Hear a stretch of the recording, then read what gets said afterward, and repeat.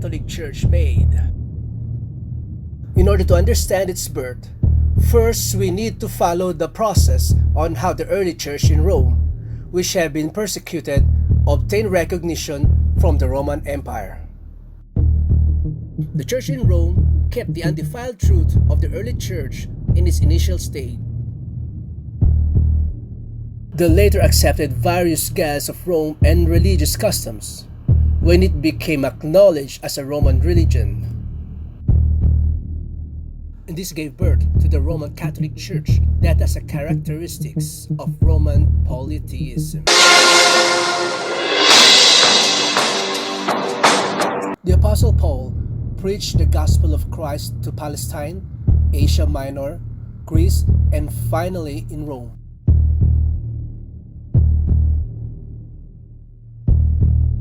The church in Rome was not welcome in its initial stage. It was because of the monotheism of Christianity and the polytheism of Rome conflicted with each other.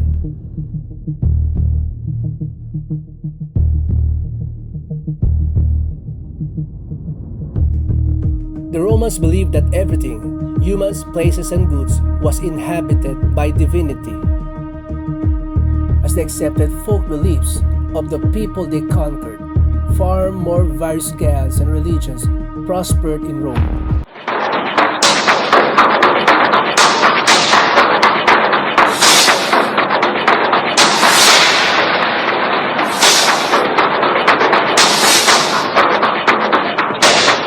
Christian monotheism that appeared on this age when counter to the polytheistic concept of Rome, especially as the Roman emperors approved all the religions of the people they conquered in order to rule over them and to achieve their political purposes.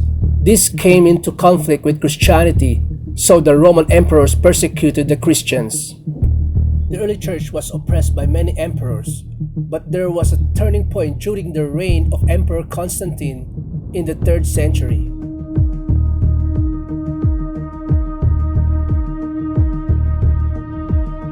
In 313, Emperor Constantine proclaimed the Edict of Milan.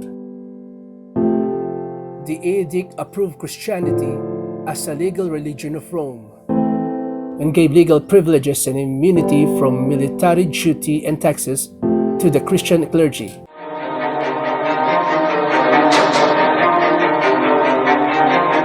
There was a political goal of Constantine underlying such kinds of preferential treatment.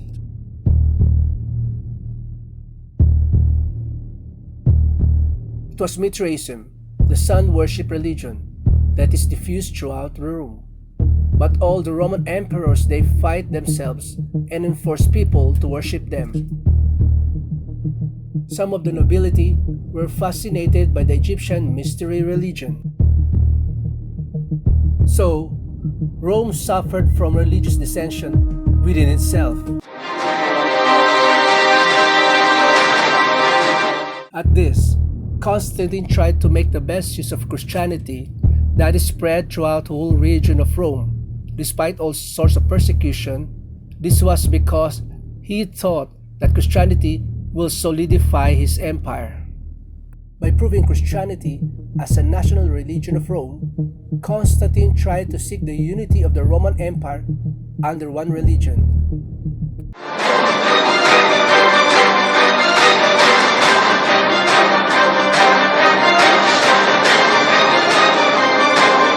Thanks to Constantine's pro-Christian policy, many believers of the polytheistic religions of Rome shrink into the Christian church.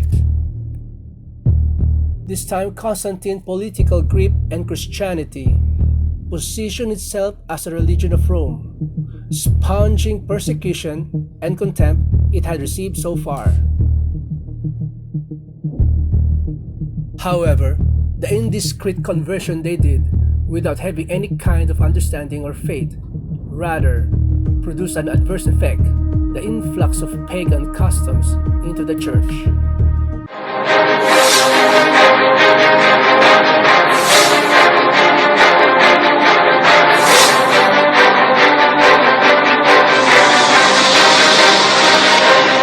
Those who are tainted with polytheism of Rome look as if they had converted, but in actuality it wasn't easy for them to give rid of the religious rites and institutions of worshipping the sun, the moon, and the stars, and various gods and goddesses which they had worshipped since their forefathers. The church in Rome sought the solutions to this burden the pagans when they converted to Christianity. It was to bring in things similar to the gods that the pagans have believed into the church. They thought they would increase the number of pagan converts by doing that.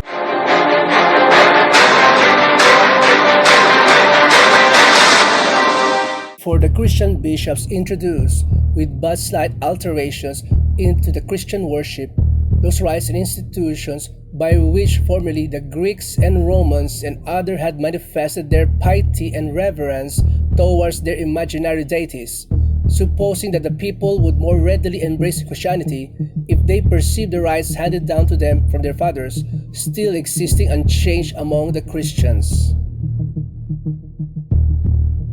The church in Rome that had been persecuted and despised wanted to put their roots down in Rome as an approved religion, even if they had to be mixed up with Roman polytheism. It was because they wanted to keep their faith and comfort, being freed from the extreme pain of persecution.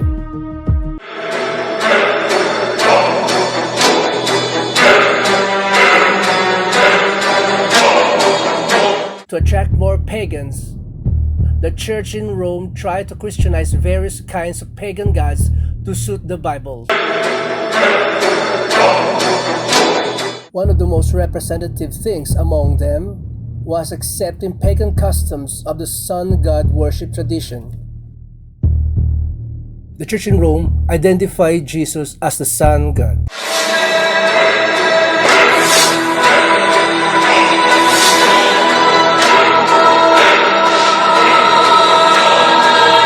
Inside of the church was decorated with various kinds of sun images, and the idea to worship the sun was established as if it were the truth of the church.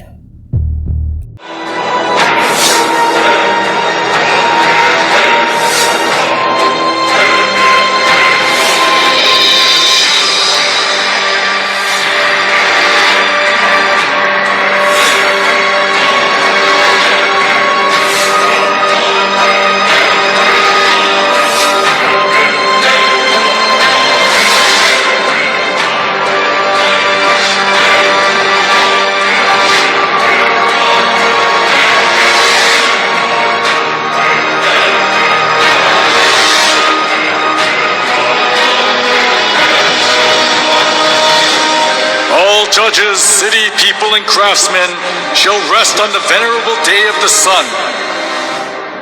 Constantine's edict in 321 played an important role of making the sun god worship fade to put its roots down in the church. Constantine continued to identify the sun with the Christian god in some way.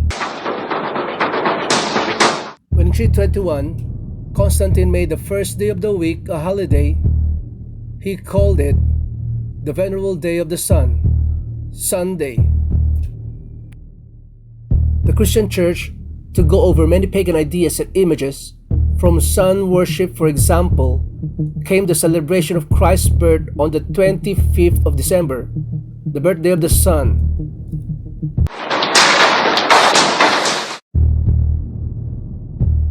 As the sun god worship mingled in with Christianity, the church in Rome was deprived of its purity of the early church and changed its appearance to the Roman Catholic Church.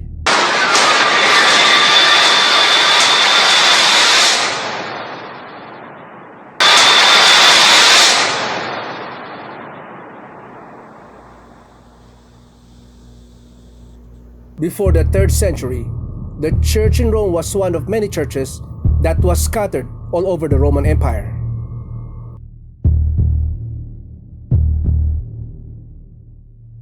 The reason the church in Rome later became the head of all the churches of the world and dominated the Middle Ages was because it joined hands with Emperor Constantine. As a result of Constantine's pro-Christian policies, many people who believed pagan gods converted to Christianity.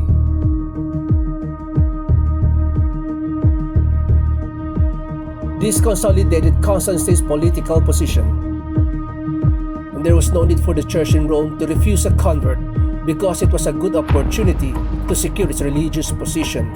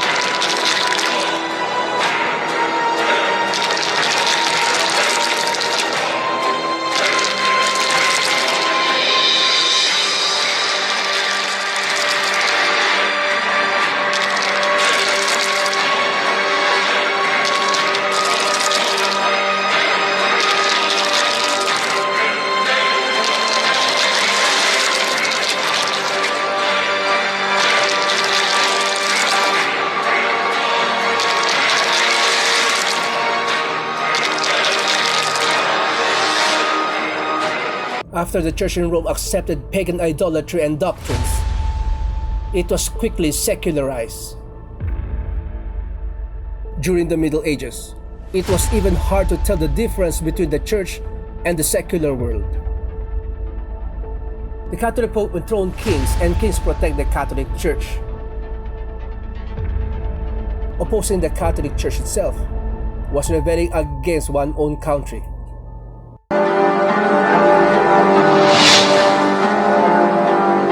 The Pope wielded an absolute power. We can see just how powerful he was through an incident, the humiliation at Canossa. That happened during the time of Pope Gregory VII. Pope Gregory VII claimed that the Pope cannot be judged by anyone on earth, that he could dethrone emperors and kings, and excommunicated Henry IV, the Emperor of the Holy Roman Empire, in the course of the investiture controversy. As Henry IV was faced with the crisis of being dethroned, he went to the Pope who was in Canossa.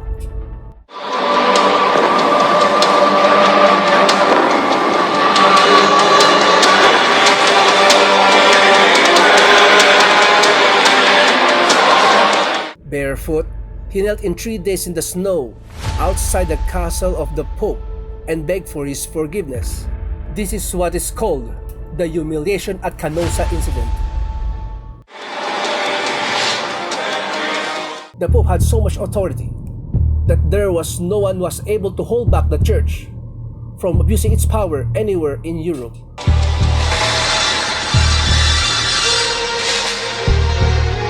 Not only that, the popes committed numerous crimes such as murder, blasphemy, simony, and adultery to hold on to their seat of power.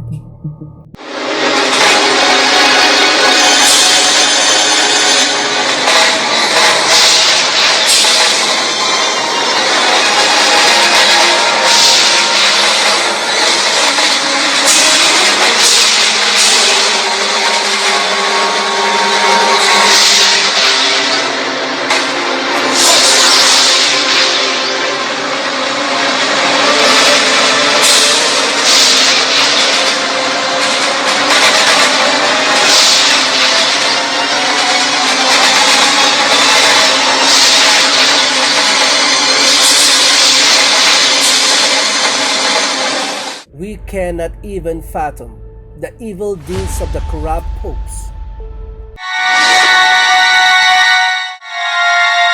Among them, Pope Leo X enjoyed the works of art and collected masterpieces. He invited artists like Michelangelo, Leonardo da Vinci, and Raphael to the Vatican and richly ornamented the church.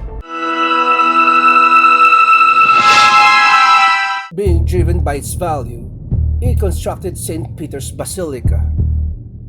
However, as he ran out of money by collecting costly works of art, he started to print a greater amount of indulgences.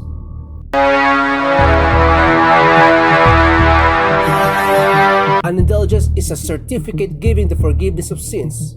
The Catholic priest propagated that people were guaranteed to enter the kingdom of heaven safer when they gave more money. Come, see for yourself. This is not just a simple indulgence. Even though you don't do confession, all your sins will be forgiven. Even the sins of your relatives in purgatory will vanish. Will you just leave your mother to suffer in the fire? Come here, everyone. Come. When you drop the coins in the box and it makes a clinking sound, then the souls will arise from the fiery purgatory.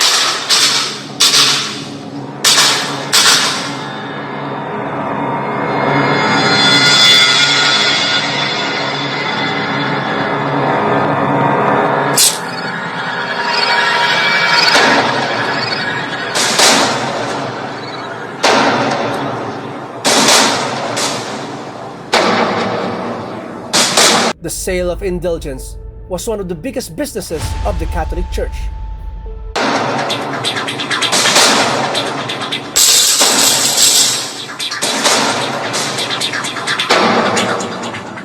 Since indulgences was a good solution for those who are seized by the fear of hell, numerous people gathered to buy the kingdom of heaven.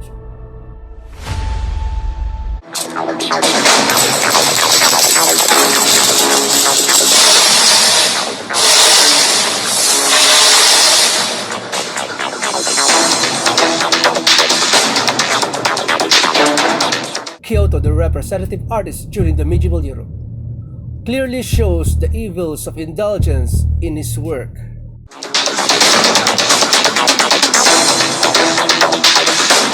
The Last Judgment. In the painting, Jesus the judge is in the middle and the apostles are on both sides. Heaven is shown on the right and hell is shown on the left. One thing that is worthy of notice here is the scene where souls are weighed. A man who is on his knees presents a model of the chapel to three women. The name of the man is Enrico Scorveni.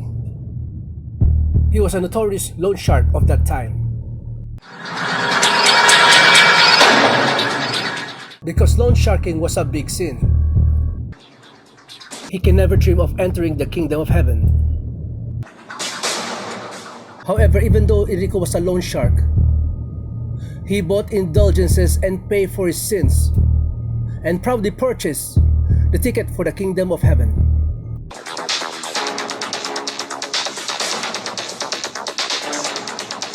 The Bible teaches that only God can forgive sins.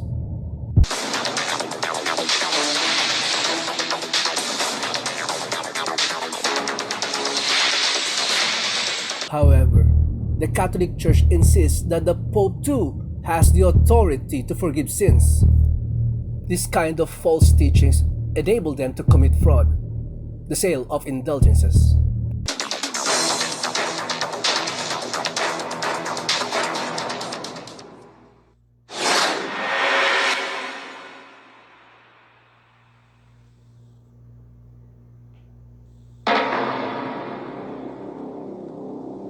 The Inquisition, run by the Catholic Church, is evidence that shows how corrupt and cruel the Catholic Church is. The Inquisition, which was established from religious trials, became the transnational institution of the Catholic Church. It was devised to condemn heretics designated by the Catholic Church. Heretics defined by the Catholic Church were the Christians will oppose the false insistence and doctrines of the Pope and wanted to live by the Bible. To rule over the world as they want, the popes tried to get rid of the Bible and restricted people from reading it.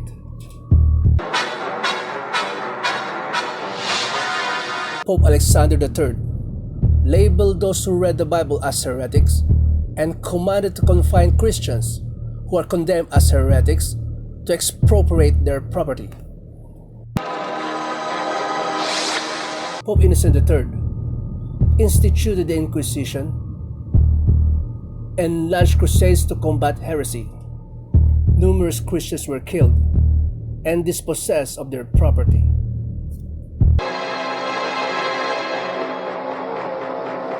Pope Gregory IX claimed to punish heretics who do not repent and appointed the Order of Saint Dominic as the Inquisitor. Pope Innocent IV promulgated the Bull Ad Extirpanda, explicitly authorizing torture, and commanded to burn everyone who opposed Catholicism. Here's the silent religious trial of the century. Giordano Bruno, a medieval astronomer, was charged as a heretic by the Catholic Church and burned at the stake. The reason he was burned was that he denied the geocentric theory and insisted on heliocentric theory. After that, Galilei verified that the Earth revolves around the Sun, but he too was declared a heretic and was forced to recant his heliocentric view.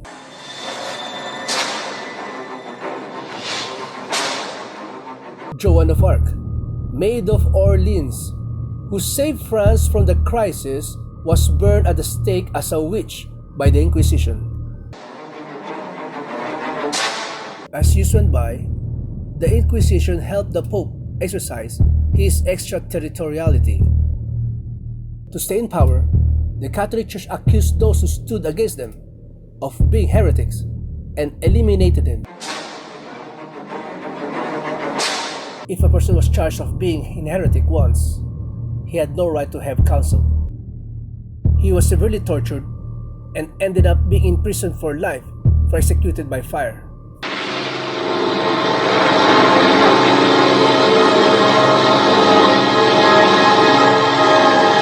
The Inquisition was the most infamous and devilish thing in human history.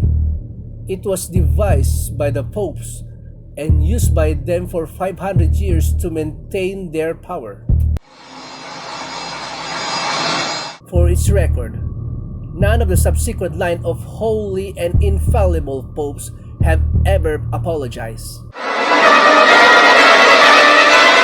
He was given power to make war against the saints and to conquer them. Historians estimate that in the Middle Ages and early Reformation era, more than 50 million martyrs perished at the hands of the papacy. During the Dark Ages, 50 million innocent people were killed. In order to increase its wealth and power, the Catholic Church killed a great number of people. It is a distortion of history to call a murderer the apostle of peace. The Bible describes the crimes of the Catholic Church as below.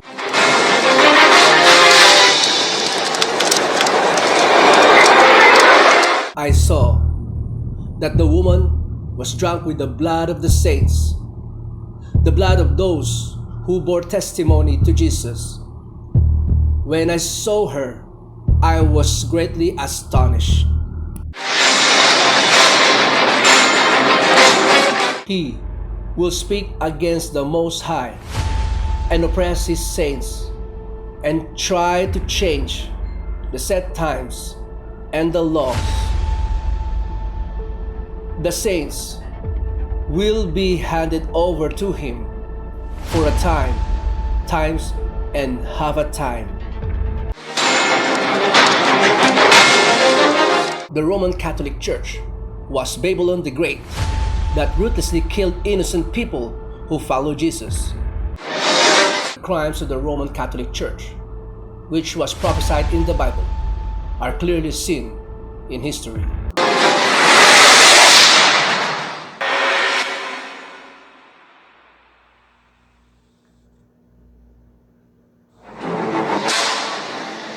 In the Museum of Tortured Instruments, in San Marino in Europe, the torture devices which were used during the Dark Ages are displayed.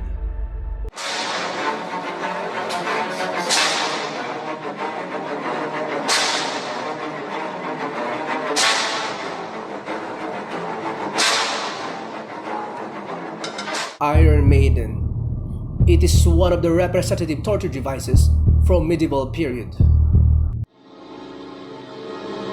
It is an iron cabinet with a spike-covered interior, with iron spikes about 8 inches long. When a person is enclosed inside, the whole body is pierced with the pointed iron spikes and is distinctly injured, and the person dies slowly from excessive bleeding.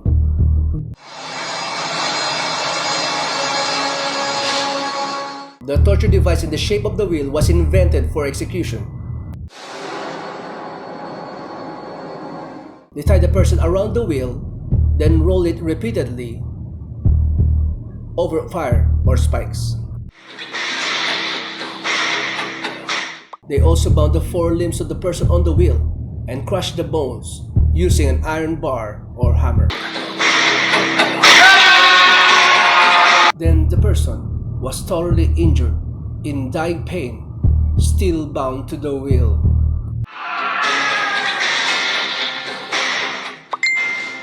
The Inquisition invented cruel torture devices to give victims as much pain as possible.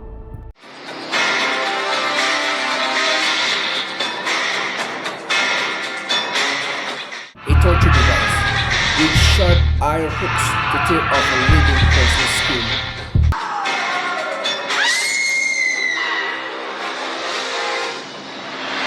A pyramid-shaped torture device with a sharp tip.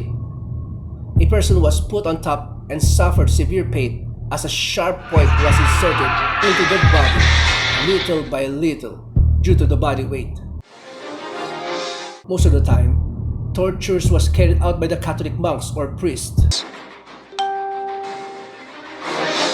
They pulled out nails using pliers, burned parts of the body with fire, and crushed fingers and toes, and lift torture devices. A pulley was used to lift a victim's body, and then drop them to make all the joints go out of place. A person was burned alive while their hands and feet were tied. A chair with spikes was used to tie a person down, and it made blood come out from every part of their body. If a victim denied the Catholic Church's teachings, despite the hard torture, they poured boiling lead in the mouth or ears or gouged out their eyes until parts of their skin flew off.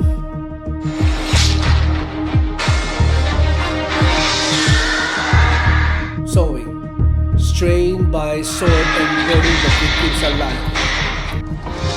The Catholic priests enforced them to follow their teachings, holding the cross in front of them.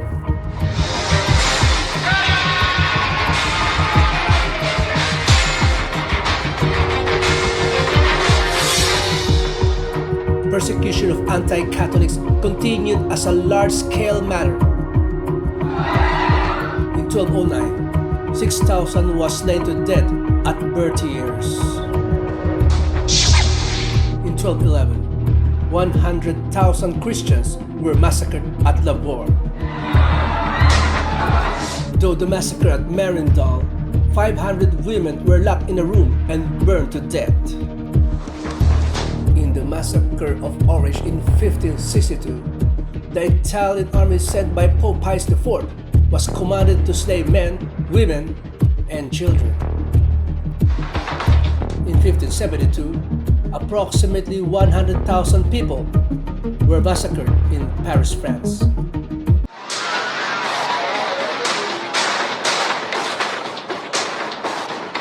He will speak against the Most High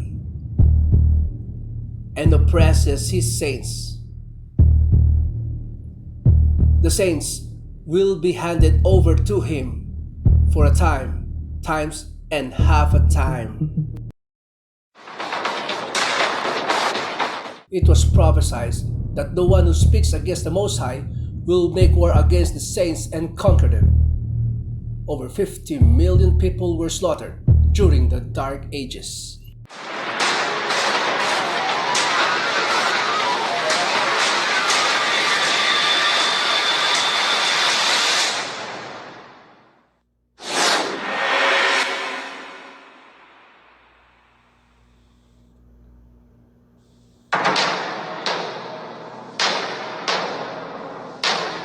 The cruel massacre of the Catholic Church during the Dark Ages continued to the Holocaust, which killed 6 million Jews, the most tragic event in human history.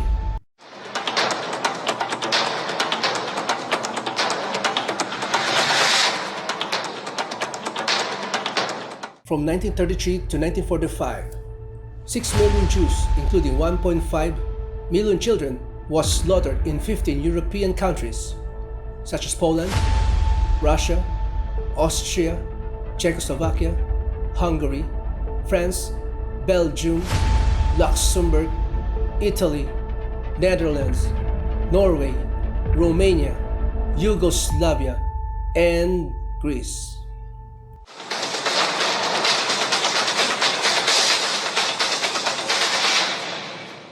All properties of the Jews were confiscated. Women were dragged naked in public. They suffered from starvation, infectious diseases, confinement, and public execution.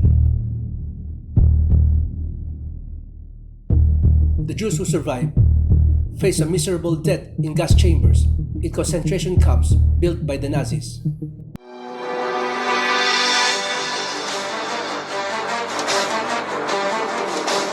When the gates of the concentration camps where the Jews were opened as World War II ended,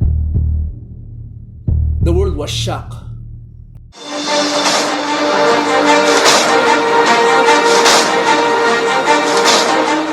In the concentration camps, there were dead bodies of the Jews that were not buried yet, piled up like a mountain.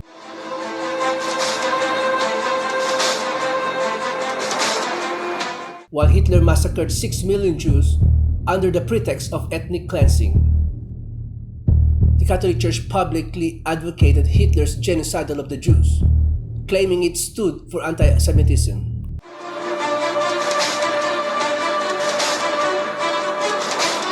When the Nazis' genocidal of the Jews reached its peak, Weizmantel, a Jewish rabbi, sends a letter to the Vatican to ask for help. He begged the Pope to save the innocent Jews, especially young children. 1.5 million out of 6 million Jews who were slaughtered for children. His plea was a desperate outcry. However, the reply he received from the papacy was not just heartless, but blood-crumbling. There is no such thing as the innocent blood of Jewish children. All Jewish blood is guilty, and the Jews must die because that is their punishment for that sin. The Catholic Church was always hostile to the Jews for the reason that they had killed Christ. And they committed countless murders under the pretext that they were punishing the Jews on behalf of God. This kind of attitude of the Catholic Church greatly affected Hitler, who was Catholic. Dann wird das Ergebnis nicht die Bolschewisierung der Erde und damit der Sieg des Judentums sein, sondern die Vernichtung der jüdischen Rasse in Europa.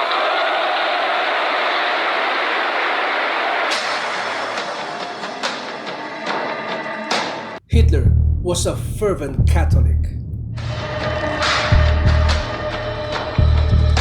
The reason Hitler extremely hated the Jews was from the historical experience of the Catholic Church, which had treated the true Christians and the Jews mercilessly for 1600 years.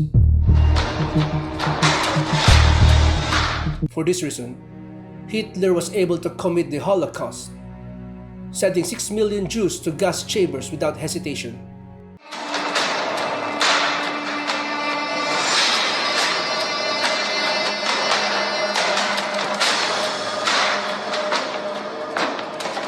Before the massacre of the Jews began, the Catholic colors officiated the Mass for blessing the German Nazi guards.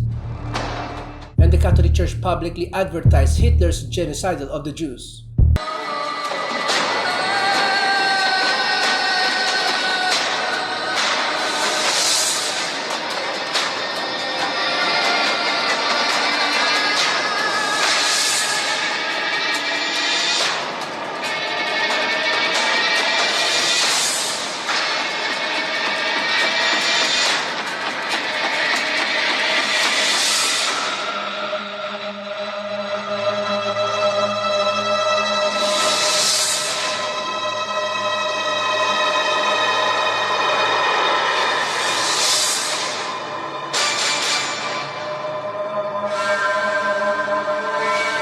The Catholic Church has committed crimes against humanity for centuries in the name of religion.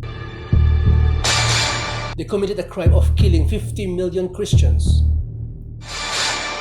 and the Holocaust of killing 6 million Jews. The traces of the massacre of the Jews still remain at the Auschwitz concentration camp in Poland. Pictures of the Jews and their belongings are displayed in the concentration camp, showing how the Jews were mistreated, cursed, and insulted.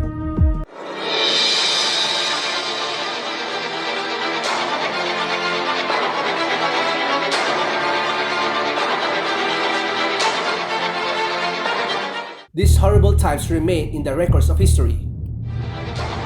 But all the errors of the Catholic Church are disappearing from people's memories, little by little.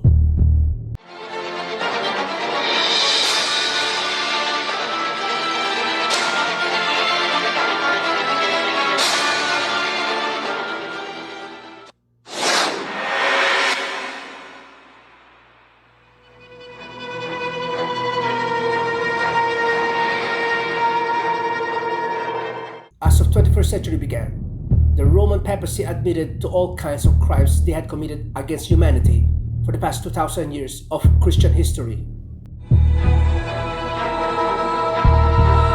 They admitted their faults, such as the Crusades, anti-Semitism, the Inquisition, and witch hunts. The Pope also said that the Catholic Church would like to create a new unity among religions by looking back on all their religious errors.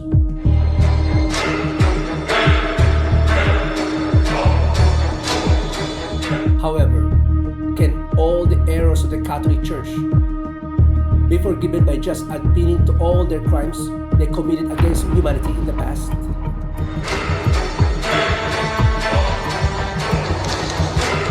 Just by admitting to their errors, the Catholic Church crimes cannot be solved. They can never come to true repentance unless they realize their fundamental errors. When viewed from the historical facts and the prophecies of the Bible, the Catholic Church is an organization of the Antichrist, which has destroyed all the truths of God, paganized Christianity by accepting all kinds of pagan gods, and made numerous souls worship Satan, not God.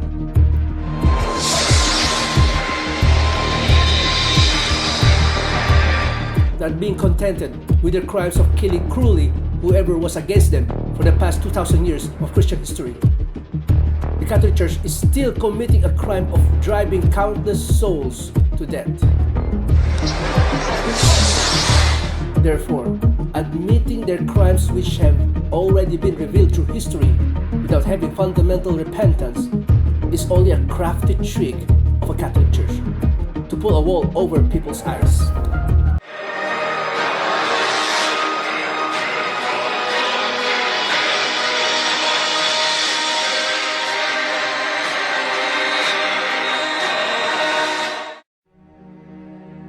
For such men are false apostles, deceitful workmen, masquerading as apostles of Christ. And no wonder, for Satan himself masquerades as an angel of light. It's not surprising then if his servants masquerades as servants of righteousness. Their end will be what their actions deserve.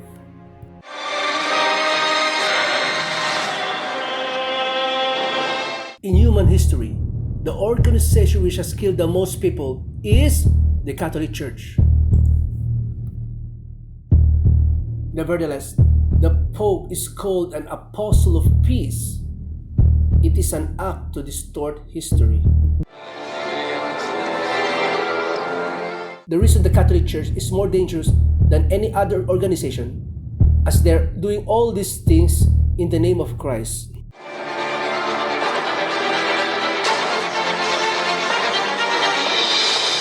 However, now the Catholic Church is revealing its detestable and hideous reality.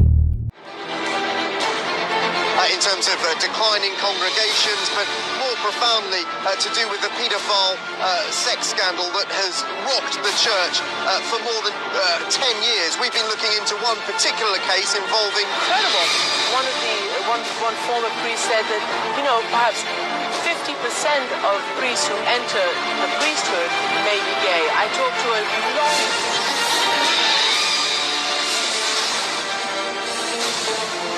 This is the living evidence which shows that Babylon the Great is falling apart, being judged by God's wrath as it has been prophesied in the Bible.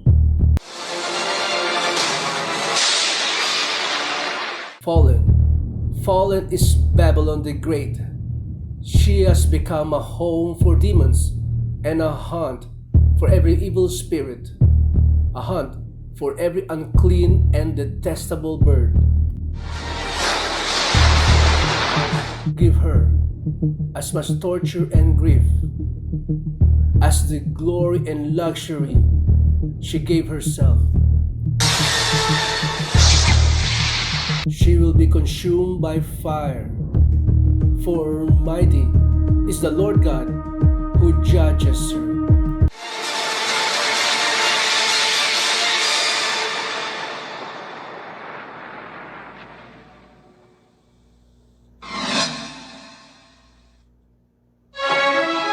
God revealed the identity of Babylon through the way she looks outwardly, outward characteristics of Babylon.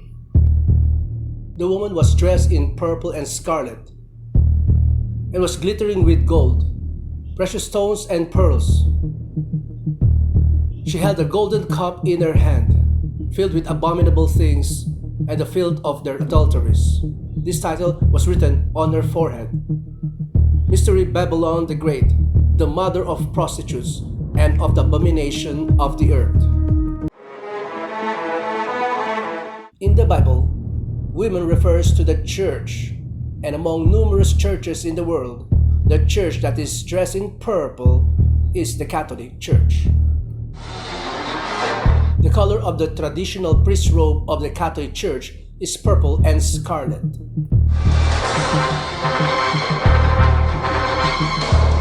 We can also confirm that the church that decorates its interior and worship utensils with gold, precious stones, and pearls is the Catholic Church. In addition, it is only the Catholic Church that gives Mass holding the golden cup, true to the words, "She held the golden cup in her hand."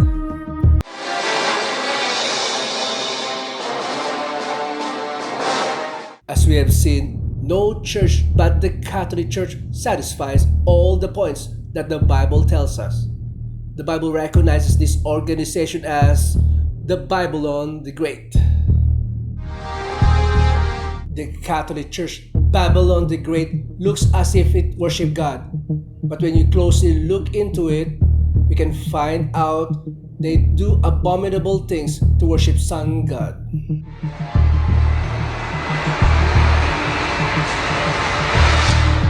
The Roman Catholic Church disguises itself as an angel of light but it craftily introduced the customs of detestable idolatry and the sun worship of ancient Babylon. So the Bible recognizes it as Babylon the Great.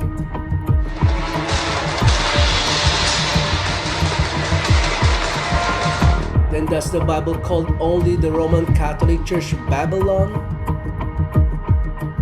It also called the Protestant churches which keep the Sunday service and Christmas originated from the sun worship as Babylon too.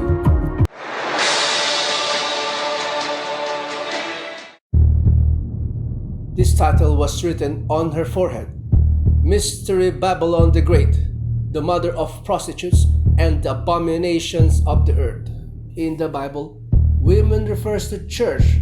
So, a prostitute means a false church that practices lawlessness. The Bible tells us that Babylon the Great, which is expressed as the mother of prostitutes, is the Catholic Church, and the Protestant churches, small prostitutes that come from the Catholic churches, are small Babylons. The Catholic Church, which leads the whole world to stray as the mother of prostitutes, is proud of itself as the mother church that gives birth to all Protestant churches. The Catholic Church is the continuation of the Incarnation and the prolongation in time and space of the redemption. It is the mother church of all Christendom. The Bible also recorded about the abominable behavior of the prostitute who leads the whole world to stray. The kings of the earth committed adultery with her, and the merchants of the earth grew rich from her excessive luxuries. Babylon the Great and Small Babylon, which changed God's set time and laws, oppressed God's saints. The Bible prophesies that God's rage will judge them in the end.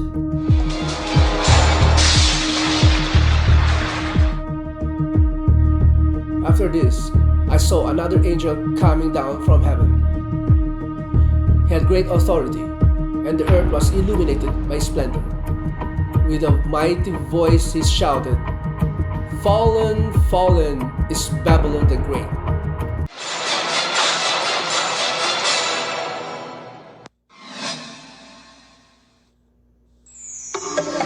Piazza de España, where the movie Roman Holiday was filmed, just below the Spanish Steps, which became famous where Audrey Hepburn ate ice cream, there was a boat-shaped fountain, and we can see that the water is running out of the sculpture of the sun. The head of the boat is embellished with the Pope's coat of arms and the papal tiara. The tiara is the symbol of the papacy. The fact that the tiara is at the head of the boat tells us that the Pope is the very person who leads the sun worship. It is easy to see the tiara in many places of the Catholic Church.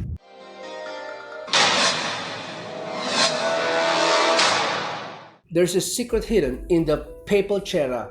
Through this we can also find the identity of the Roman Catholic. The triple tiara is the liturgical crown of the Pope, and it has the meaning that the Pope is God who reigns over three worlds, heaven, earth, and hell. This is also shown in the official title of the Pope.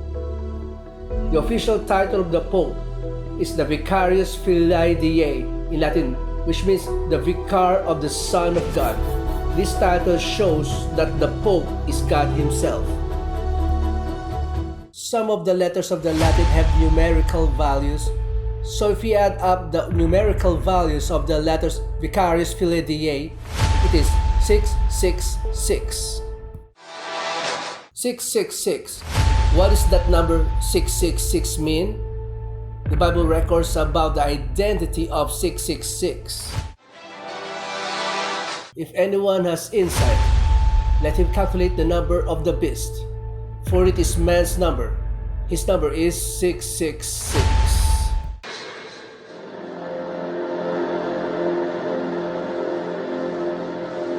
every reformer, without exception, spoke of the papacy as the Antichrist. The 666 is a figurative number, telling us the identity of Satan who stands against God. The prophecy of the Bible and the religious reformers with one voice clarifies that 666 and the beast refer to the Pope, or the papacy that stands against God. Due to the title of the Pope and the respectful treatment he receives, we can confirm again that the papacy stands against God. The Catholic Church calls the Pope God of the Earth.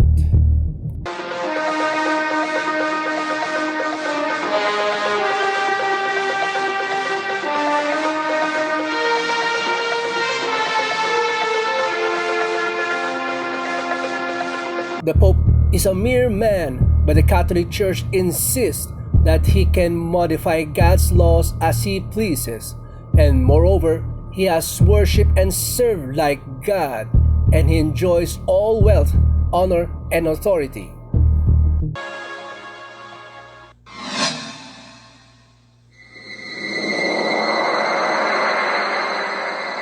The obelisk standing in the center of St. Peter's Square is closely related to sun worship.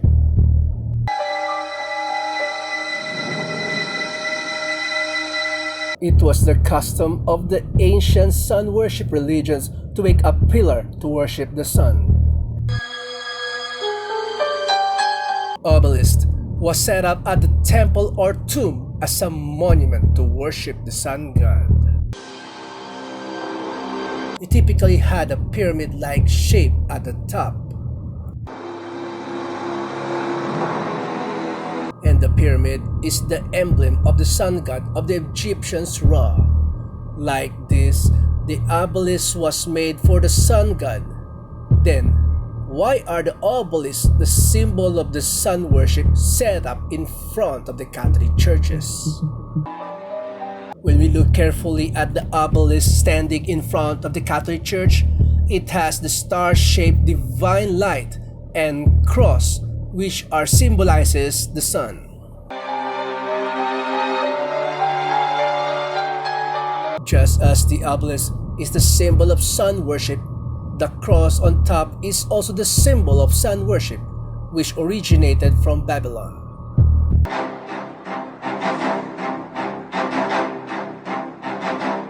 Crosses are also found in the murals of ancient Babylon and Assyria, especially the image of cross on the headband of the sun god Tammuz shows that the cross is originated in Babylon. The Egyptians used the ant cross. The shape of the cross made of two wooden poles which the church started to use came from the ancient Chaldean region. In the Chaldean Empire, the adjacent regions including Egypt, the cross was used as a symbol of Tammuz. So, it is certain that the cross was made to worship the sun god.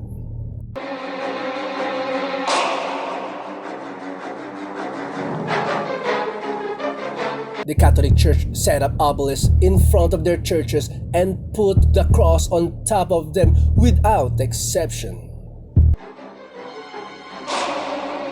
They put one more symbol on the sun on top of the solar pole obelisk. However, they made an excuse that they put the cross on top of the obelisk to show that they conquered the obelisk, which is the symbol of paganism. However, the obelisk standing in front of the church as a symbol is nothing but a vestige of idolatry, showing that they accepted the sun worship of pagans. The obelisk, the star shape put the divine light, and the cross are idols for the sun god of the pretense unbelief in Jesus.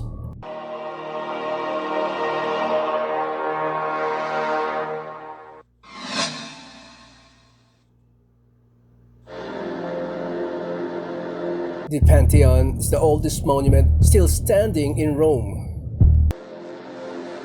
The Pantheon was rebuilt in 125 AD by Emperor Hadrian and dedicated to every known god as well as the sun god, the supreme god of the Romans. Then Pope Boniface IV converted it into a Catholic church. The Pantheon, which once was the temple for the sun god, for is now used as a Catholic church, is famous for its dome roof.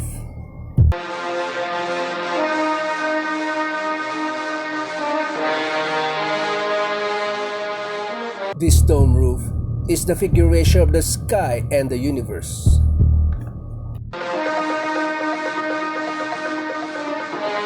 In the center of the dome, there is the oculus, a round opening with a diameter of 27 feet. The sunlight from the oculus is reminiscent of the round sun in the sky.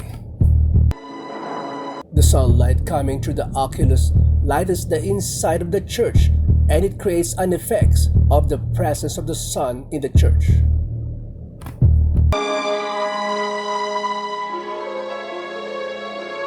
We can find the same round shape in St. Peter's Basilica as well.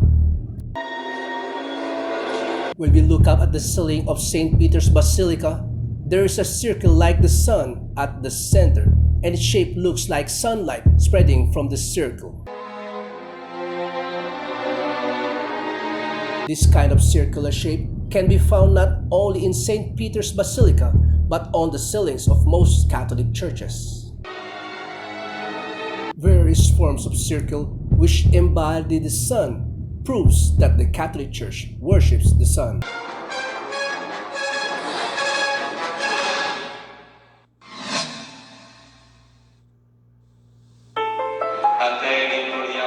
We can find another characteristics of the sun worship in the Catholic Church in their use of lamps and candles.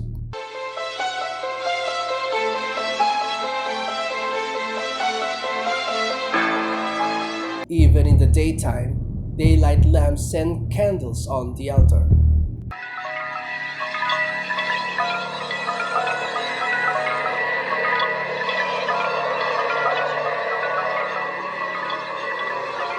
People buy the candles displayed before the statue of Mary, saints, and popes so that they can light the candle, put it on the altar, and pray. When starting the Mass or marching in procession after the Mass, the priest carrying the candles is always at the front.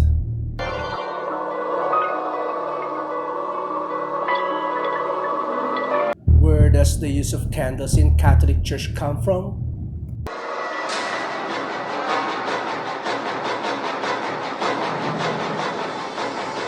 Historian Alexander Hislop says that the use of candles in the Catholic Church comes from the pagan rites.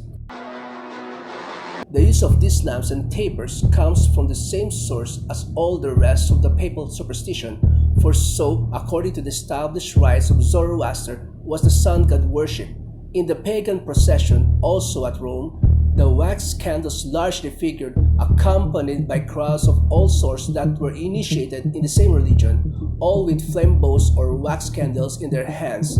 In the Molucca Islands, wax tapers are used in the worship of Tito, or devil, whom these islanders adore. Catholic scholars also admit that the use of candles in the Catholic Church came from paganism. We need not shrink from admitting that candles, like incense and lustre water, were commonly employed in pagan worship and the rites paid to the dead. We must not forget that most of these adjuncts to worship were not identified with any idolatrous cult in particular. They were common to almost all cults.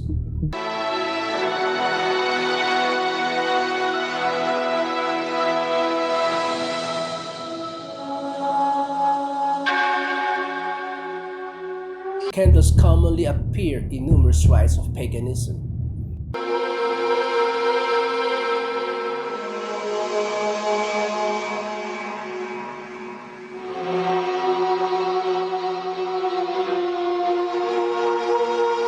And in approval of the use use of candles in the Catholic Church comes from sun worship.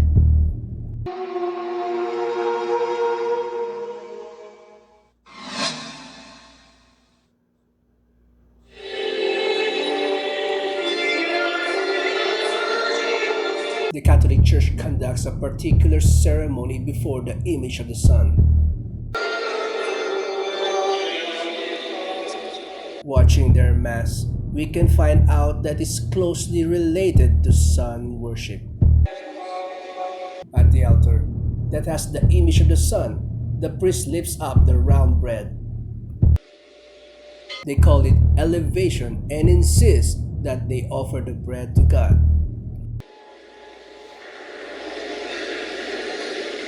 However, offering the round bread which takes after the image of the sun and regarding the round bread as their sun god has existed in the sun worship of paganism. The pillar found in excavations of the Canaanite city of Hazar shows the ceremony of raising the sun disk with both hands in praise. The Egyptians also worship the sun, lifting the sun off with both their hands. Is it coincidence that the custom of the sun worship of the pagans and the liturgy of the Catholic Church are the same?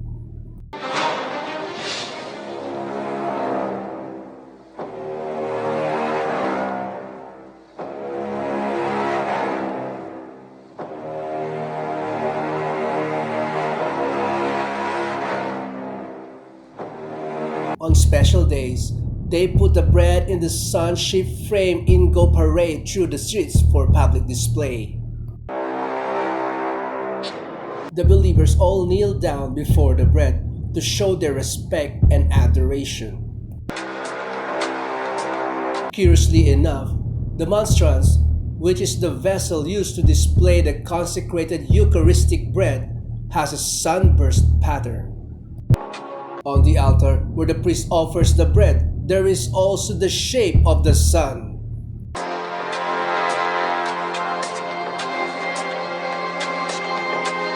By offering the bread in the sunburst pattern, they worship the sun.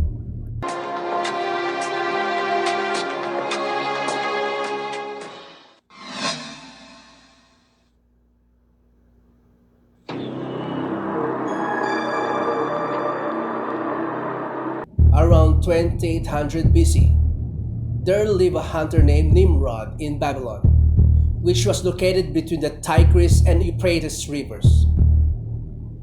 Whenever wild animals threatened the people, he protected them with his power.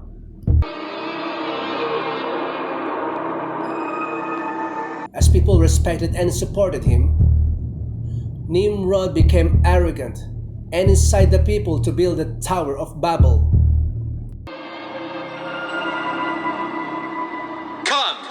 Let us build a tower that reaches to the heavens.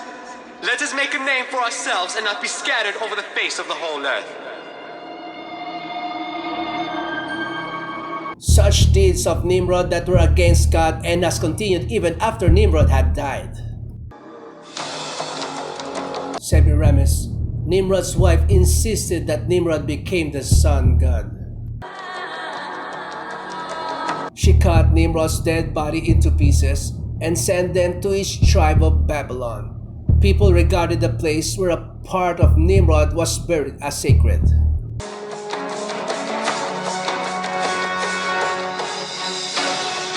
She also claimed that Nimrod was reincarnated as her son.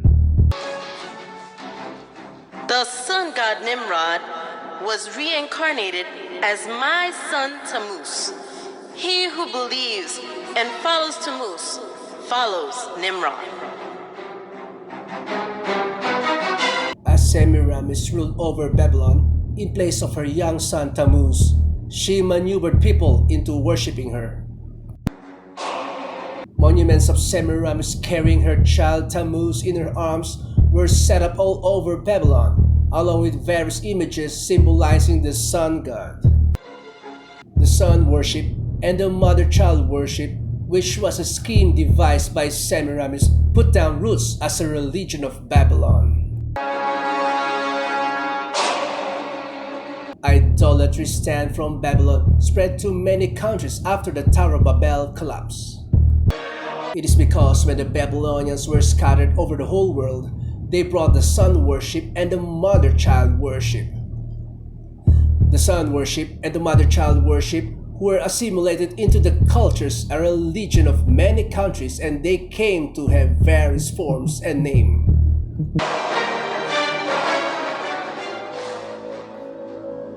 Nimrod, the sun god, was known as Mitra in Persia, Sol in Rome, Ra or Horus in Egypt, and Apollo in Greece.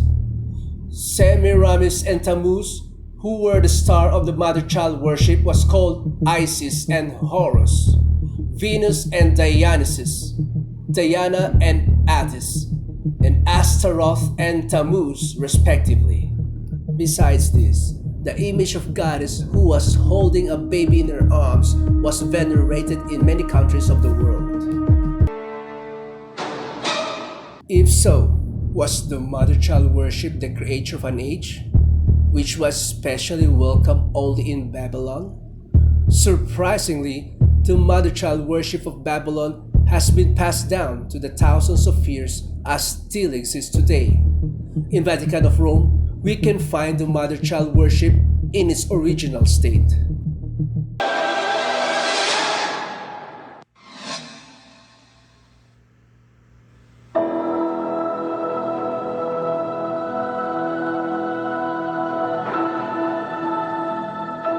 The statue of Virgin Mary with baby Jesus stands in the eye-catching place in the Catholic Church, where there's a big cathedral or a chapel in a small town.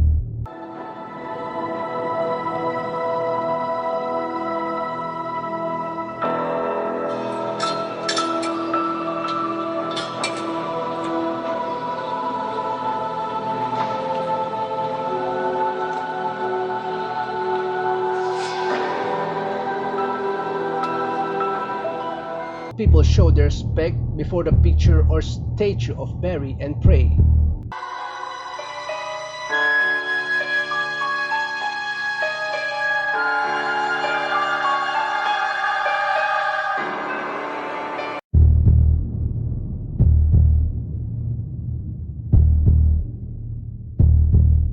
Even the Pope prays before Mary with his head lowered. Why do people praise and worship Mary, whom Jesus was born of? A famous Catholic bishop and writer, Alphonsus Liguori, explained in his writings that it's far effective to pray to Mary than to Christ. In the Franciscan Chronicles, it is related that Brother Leo once saw a red ladder, on the summit of which was Jesus Christ, and a white one on top of which was his most holy mother. And he saw some who tried to ascend the red ladder, and they mounted a few steps and fell. They tried again and again fell. They were then advised to go and try the white ladder, and by that one they easily ascended, for our Blessed Lady stretched out her hand and helped them, so they got safely to heaven. The story, which was made by the exuberant imagination, sounded plausible.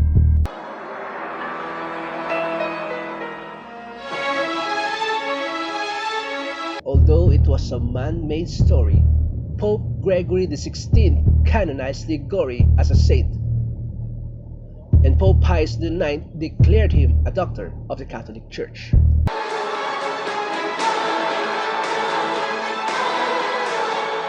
Now, Catholics are taught that it's better to pray to Mary, who is merciful and understands us.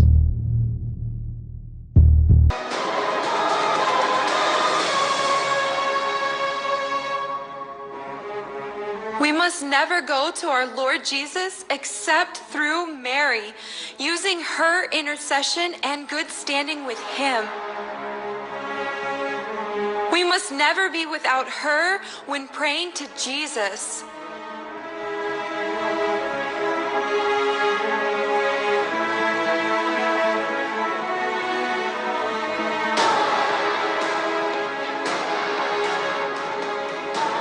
The plausible logic that Jesus cannot refuse Mary's request because she is his mother is shown well even through the image of Mary and baby Jesus.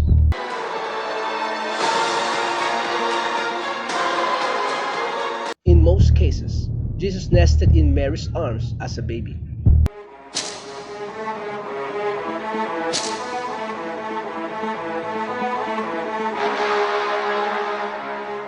This downgrades Jesus to a little baby who is always dependent on Mary, and lest people think that he cannot do nothing without Mary.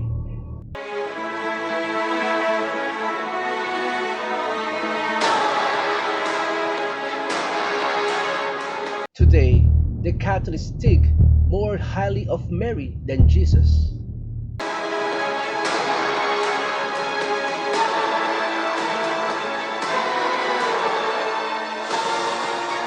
They call Mary the Mother of God, which implies that she is above God.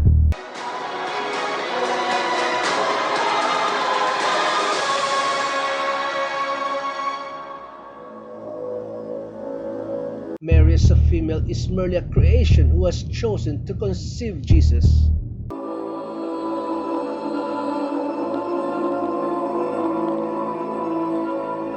How ridiculous it is for a creation to be called the Mother of God because God used her womb to be born in the earth.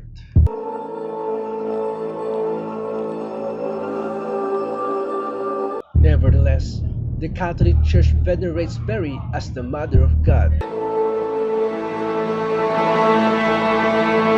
Mary worship of the Catholic Church reminds us of the mother-child worship of the ancient Babylon. Just as Semiramis artfully spread the mother-child worship throughout Babylon when she ruled it over instead of her son Tammuz, the Catholic Church now makes people worship Mary, not God, by accepting the mother-child worship from Babylon.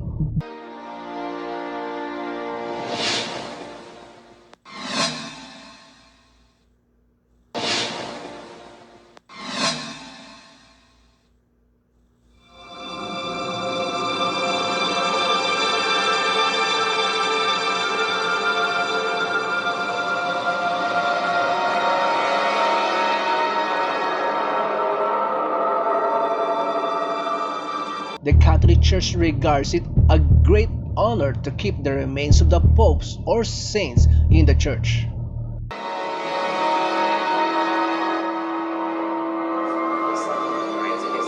Since numerous worshippers pray before the remains of popes or saints, the church, that possesses as many articles the remains of those who are canonized as saints, is highly valued.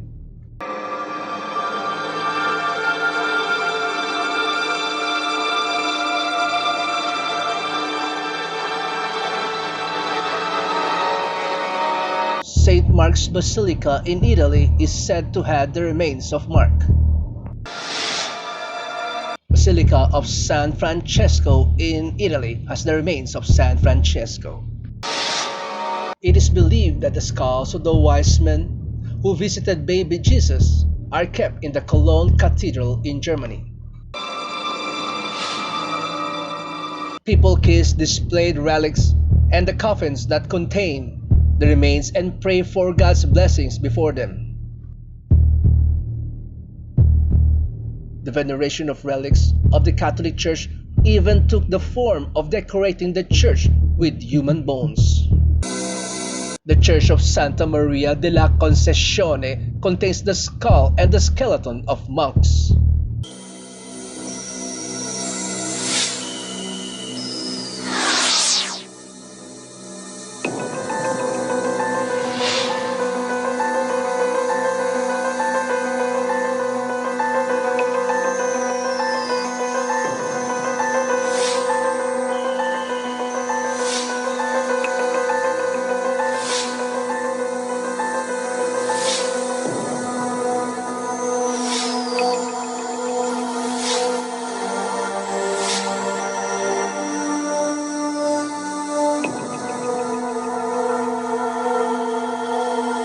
Catholic Church in the Czech Republic is designed with the bones of over 40,000 human bodies and it attracts people.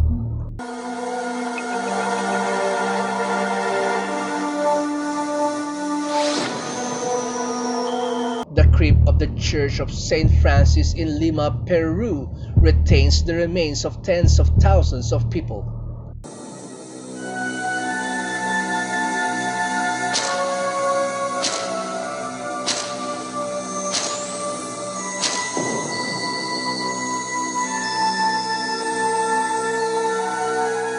Usually, we shudder to think of the bones and coffins of dead people in the church. But why the Catholic Church sticks to this?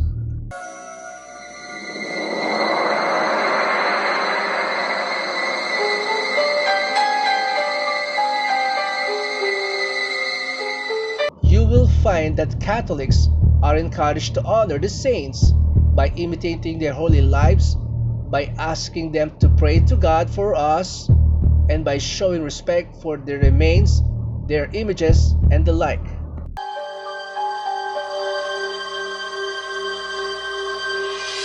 Why do they say that God grants His blessings through the relics of the dead, especially of those who are called saints?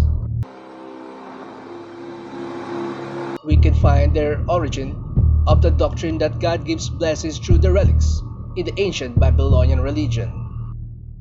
After Nimrod died, Semiramis cut his body into pieces, sent them to other regions, and they regarded the place where the dead body part was buried as sacred.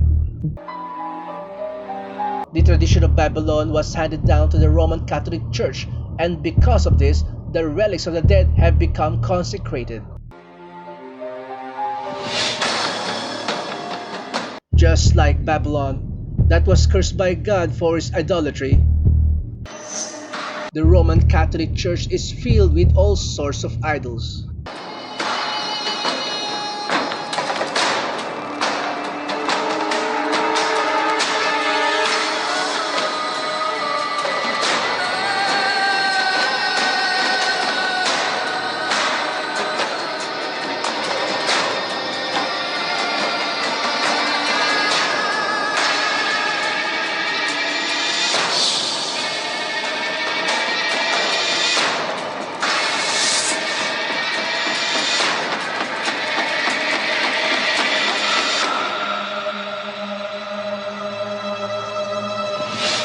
In the name of God, the Catholic Church lures many souls into worshiping idols, not God.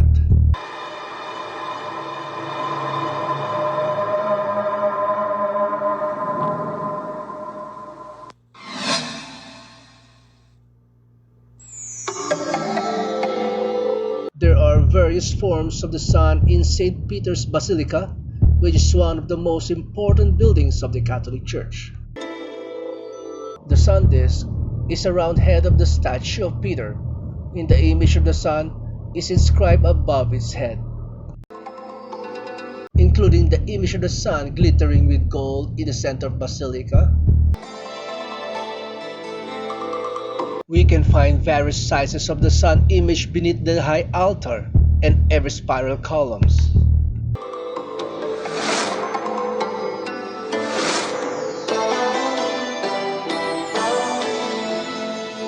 Even the cross on the altar and the utensils used for communion and the priest's costumes have the sun images.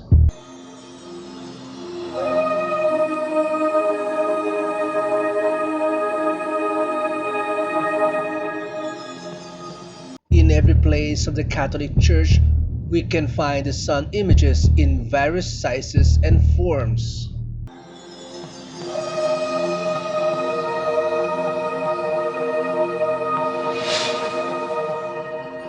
Among the various forms of the sun in the Catholic Church, some has the picture of a dove in it.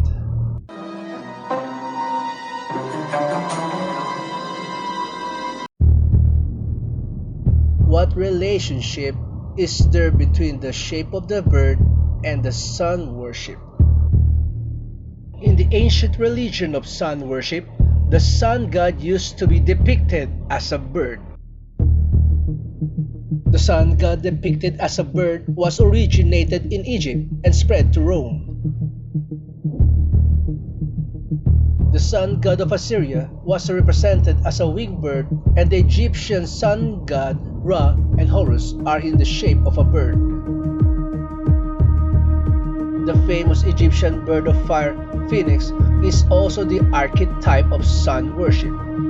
In Rome, too, people carry the bird, the symbol of the sun god, on the pole.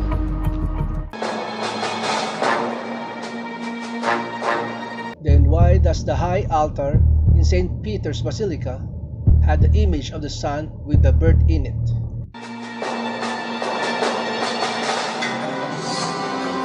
The Catholic Church insists that the bird in the solar image is the Holy Spirit. But this is a mere excuse.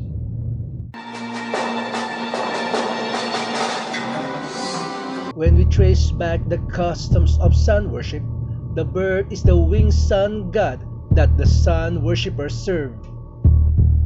Offering the bread and wine to the image of the bird is not offering them to the Holy Spirit, but to the sun god.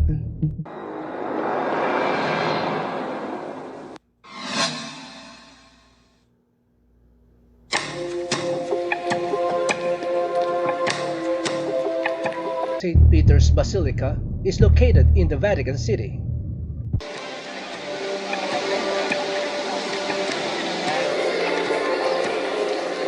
The bronze statue of St. Peter's always attracts many tourists.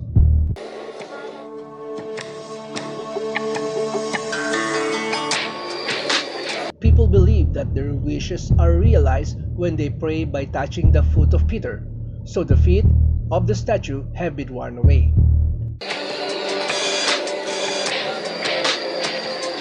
The biggest reason more than 10 million people every year on average visit the Basilica is that they insist that Peter, who was one of the 12 apostles of Jesus, was buried directly below the high altar of the Basilica. These are totally unfounded rumors, but people prayed for God's blessings before the altar with blind faith.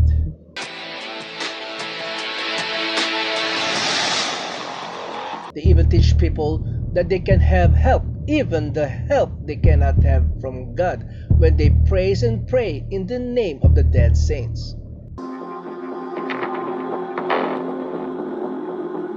Our most mighty protector graciously assists us from heaven in our struggle with the powers of darkness. And just as you once saved the child Jesus from mortal danger, so now defend God's holy church from the snares of her enemies and from all adversity.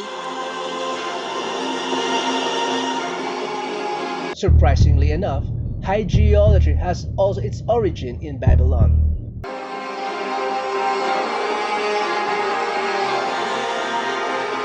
Since the Babylonians had some 5,000 gods, there were plenty to choose from.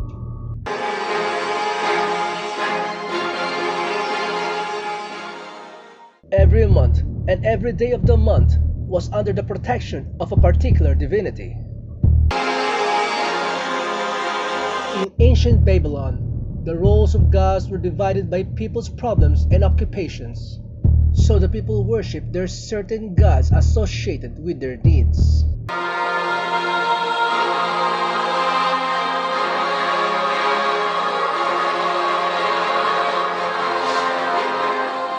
It has continued in the Catholic Church. The Catholics pray to the certain saints associated with their problems so that they can receive help. Just as we go to see different doctors according to the kinds of diseases, the Catholics go to different saints according to their needs.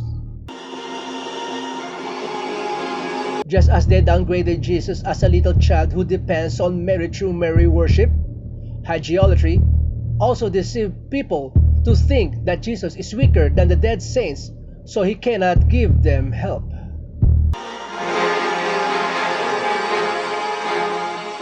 Nowhere in the Bible can we find the worship of saints. Instead, the Bible warns that worshiping anything other than God is idolatry.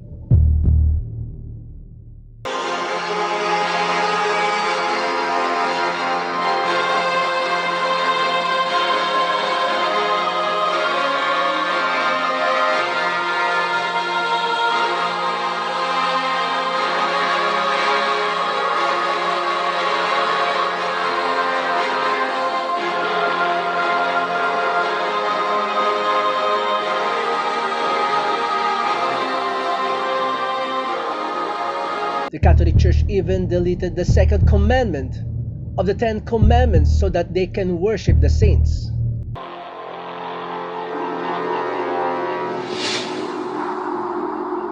They outgrave the law of God, do not make other gods or serve them, and stand against God.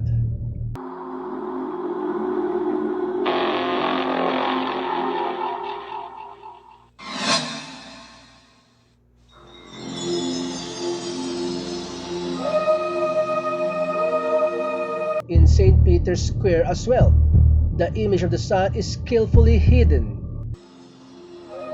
In a round circle of the square, there is a cross with an X through it. It looks exactly like the symbol of the Babylonian sun god Shamash. The Babylonians called the sun god Shamash, and his symbol is the cross with an X through it. So we can easily notice that St. Peter's Square is modeled on the symbol of the Babylonian sun god Shamash. It even has one more circle inside it, just like the symbol of Shamash. The Babylonian sun god Shamash also appears in the image of a wheel. The ancient sun worshippers believed that the sun god rides a chariot, and they regarded the wheel of the chariot as the sun. To our surprise, St. Peter's Square has the shape of a wheel. The obelisk in the middle of the square is an axle. The square itself, is it the wheel? We can notice that St. Peter's Square is also the figuration of the sun.